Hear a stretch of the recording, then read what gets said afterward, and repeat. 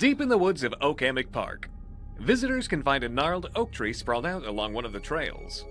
The tree certainly looks eerie, and that's for good reason.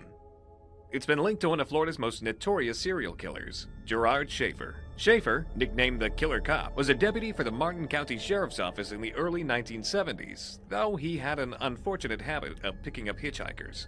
What he liked to do was he would kidnap these hitchhikers, promising to take them to the beach, or, sometimes he'd put a scare in them saying, hey, I'm a police, and if you don't get in the car, I'm going to arrest you.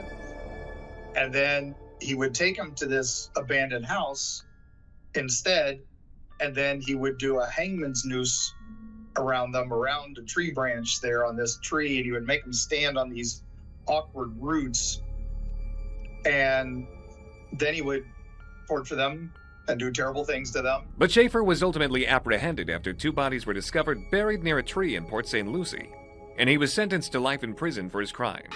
However, the tree soon got a reputation for its connection to Schaefer. It was nicknamed the Devil's Tree. And then the whole reason he was doing all this is the tree was inspiring him to do all this. The tree is the Devil's Tree.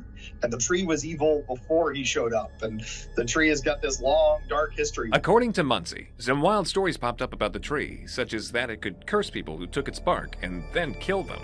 Thanks to all the notoriety, Satanists and other occultists would reportedly visit the tree, supposedly to collect black sap that dripped from the trunk. As a result, rumors say that the city tried to kill the old oak to discourage these kinds of visitors, using means like pouring concrete into its trunk to try to kill it. They cement in the area where it was dripping sap and hoping that it, might be enough to stop everything, but it just grows around it. News 6 reached out to the city to confirm whether any of these stories were true. As it turns out, not only are they all fake, this isn't even the same tree where the bodies were found. The concrete that was dumped in the tree, one of the people who bought into the idea of it being evil apparently decided to torch it, and so the city had to fill the open trunk with cement to prevent wood rot. But how did all of these legends first pop up? I think it's because it looks creepy, and it's right next to the trail, and it's right next to ruins of a house.